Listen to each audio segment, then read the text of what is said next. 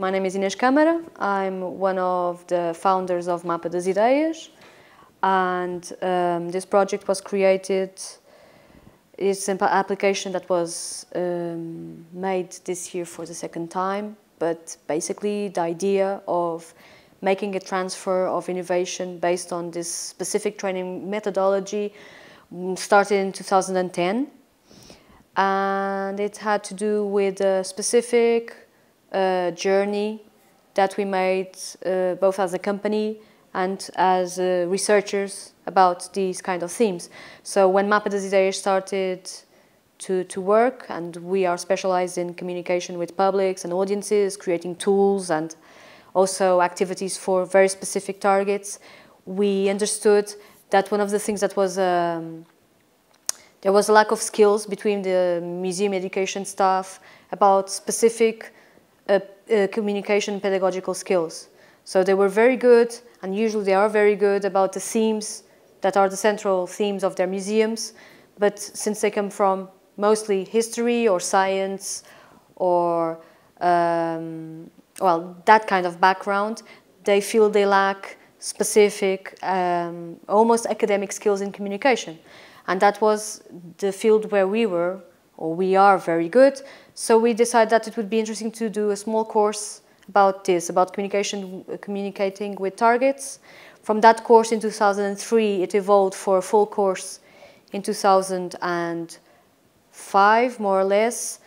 And to create that more extensive or more ambitious course, we decided that it would be important to research deeper in the concepts, and also trying to understand what were, because we wanted to do something that would be both synthetic, like almost like a skeleton, and also not just a recipe, but something that people could adapt to their reality, since museums are a universe of themes and skills. So we created the first version of Museum Mediators. It was a course with 108 hours because it had, in the middle, we wanted people to develop their own projects, and it had, and it went for 3 editions. Each edition was evaluated, and then we decided that creating their own projects during the course was not as important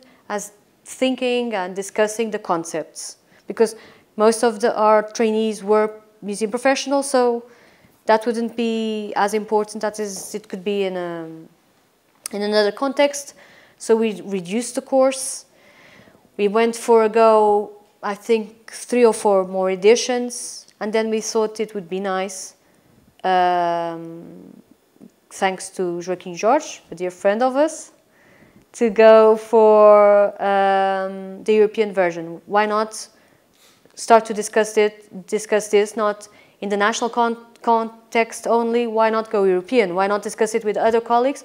Since museum education is a field that is so important for the museums, and it's only discussed in the Anglo and American world as such, why don't we go and discuss this European?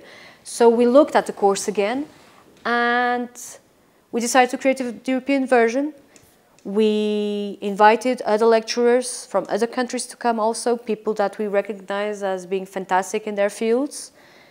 They joined us, and we did the first European course, and it was very gratifying because we worked with people from Turkey and from Estonia and from Italy, and it was and from the Netherlands, so very different perspectives, and it was very, very nice. And it was a course that we learned almost as much as the trainees. It was very interesting. So then, by discussing with other colleagues and even with our national agency, they challenged us to think about this course as an export. So why don't you go real European, and why don't you do a transfer of innovation, and hence the project. So, and here we are now. It's a project, it's a 2-year project. We are 5 partners: Portugal, Spain, Italy, Estonia, and Finland. Very different organizations, as you can see from the other partners' description. And it's a very ambitious project, because what we want to do is say, this is the standard, these are the basic skills for any museum mediator, and the concept is also important, to perform their work in a museum. And again, as I was telling a little bit a while ago, it's a skeleton. So we gave it, it's like the skeleton, and each person can build almost the animal they want to be in the museum from it. To just have the basic skills, and that was important for us. What I feel as a researcher is there's a huge divide between the curator or the collection people and the education and communication people in the museums. And, well, it's a whole new world because of the crisis, and suddenly the leaders in the museums are seeing, the directors and the political deciders are seeing that educational and communication services can be good for the fundraising factors, or to show that the museums are important for their communities. So it's a changing point in the game, because I feel, as an education and communication person, that all the emphasis inside of the organization was on research and collections, and now they're understanding that these people are very important for the mission and for the role. And I think with this project, by creating a standard and by going towards the definitions set by ICOM itself, so there's a convergence in the semantics, we're creating the basis to give voice to the people that work in museums in the education and communication fields. And most of the time, they are freelancers. They have a very fragile relation with the museums where they perform. Sometimes they have to make activities in many different museums to get a medium wage. And I think this project will give voice to them, because it will strengthen not only a methodology and an approach, but also a network of professionals that are linked between themselves, not only in Portugal, but also European.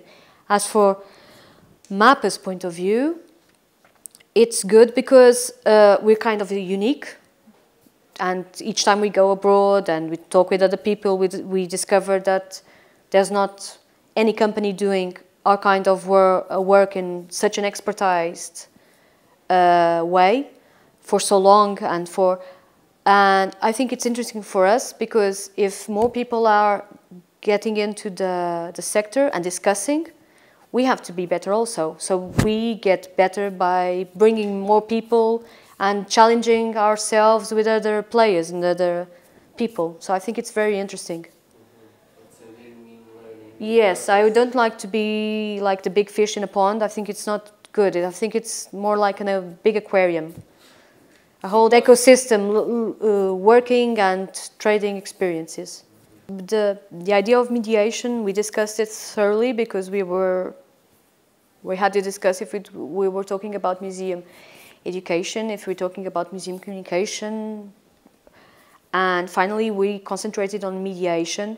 And at the time, cultural mediation was completely related with people to the social service area, so social service field, and to people that worked in specific multicultural sets, and linked mostly to social policies and that kind of issues. And we thought, if we went to the origin of the word and we thought it again, it would be very interesting to get mediation, because that's what people that work in a museum with the audience, they do. They create layers of meaning and layers of content between their collections and objects and even heritage context and the publics they have to interact. And mediation has this nice touch of meeting in the middle. So we have to take into account the profile of our audiences. We have to adjust, and we can't forget that we are an authoritative source of knowledge. So we can't forget that we are a knowledge institution, and that's our role. So we don't get too playful or too academic. That's not, I think mediation has the right intensity as a concept to illustrate this. We were the first ones to use this concept in Portugal, and now everybody's using it. So I think it's it's having this spreading effect.